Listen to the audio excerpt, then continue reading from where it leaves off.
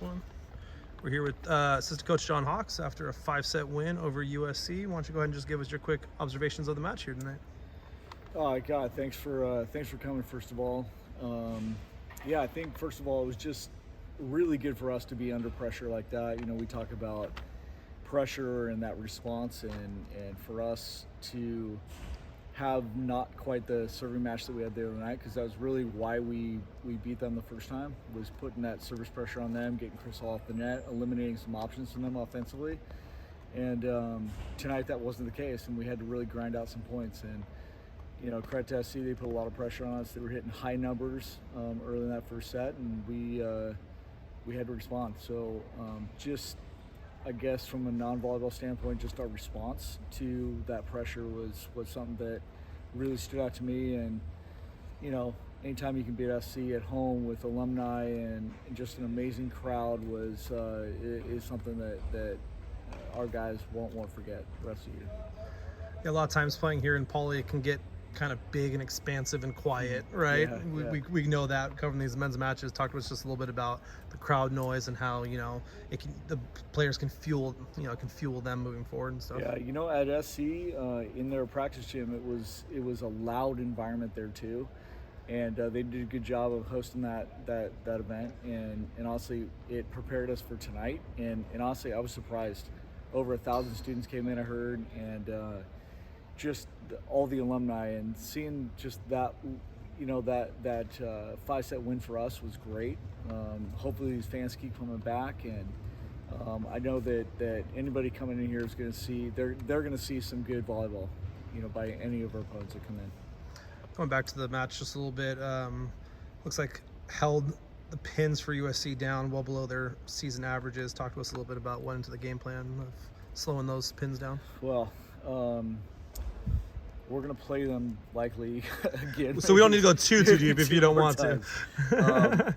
You know, and honestly, I think watching the pins, the first thing that comes to mind is Sam.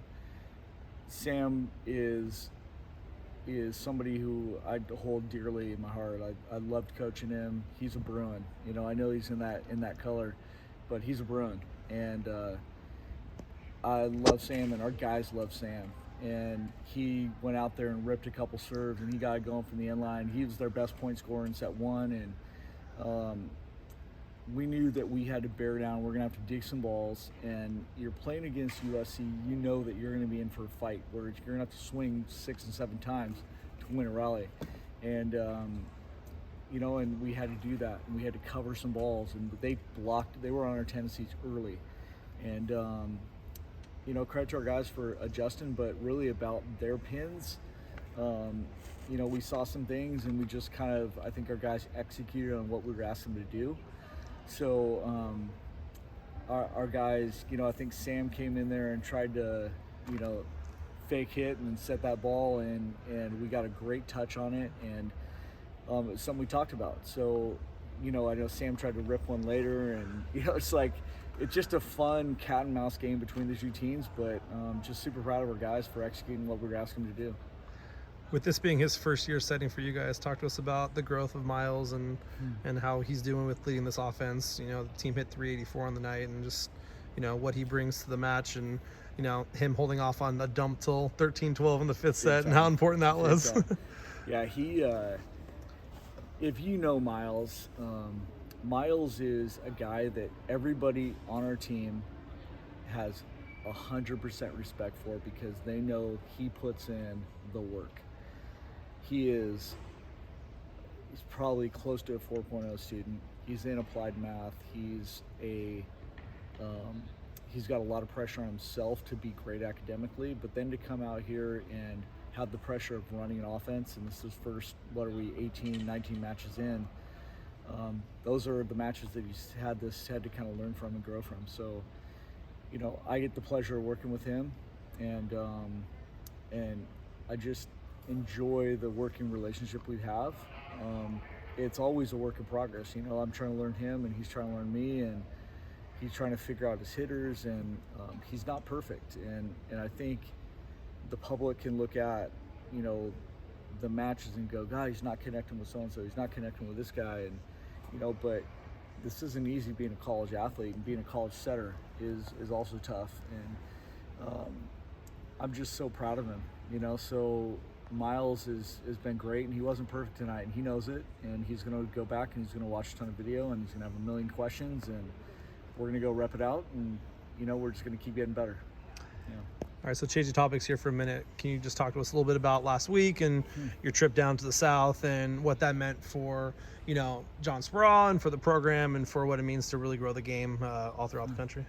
I'll tell you, you know, that term "grow the game" is probably the most overused hashtag, right? But genuinely, that trip was about that, and we went back there and had. Gosh, it was probably my most enjoyable experience in volleyball. Was just watching these, you know, 600 kids that are just mixed race and black and white, and you know, and just to see us and our guys interact with them made me proud of all the guys that we have in our program and how they represented themselves and their families in our program.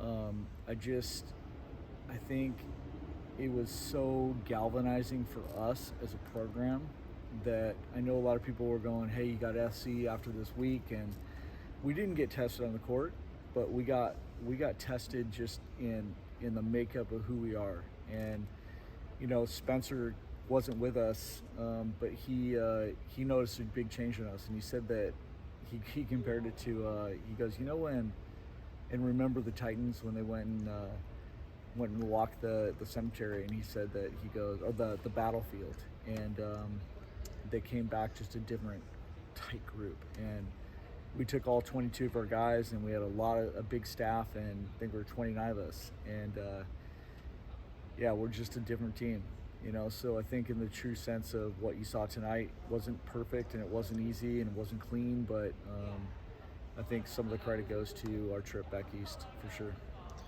So then moving forward, you know, not getting too much into it, but you got Pepperdine here coming up. What are some things that we should be looking forward to with those couple of matches coming up? Well, we have so much respect for them, and they've given us tough battles every time we play them. So Dave is a great coach, and his staff's fantastic, and you know, it's so funny, like watching matches, you kind of have teams that you see and they have these common opponents. And we've, you know, SC played Pep, and that was a heated match, and we saw some things there, and you know, but our focus was on SC and the other opponent that Pep's playing. So we're going to dive into it this weekend, and you know, I know the staff will watch tomorrow, and then Monday we'll come in and dial in on Pep, but we expect a great match.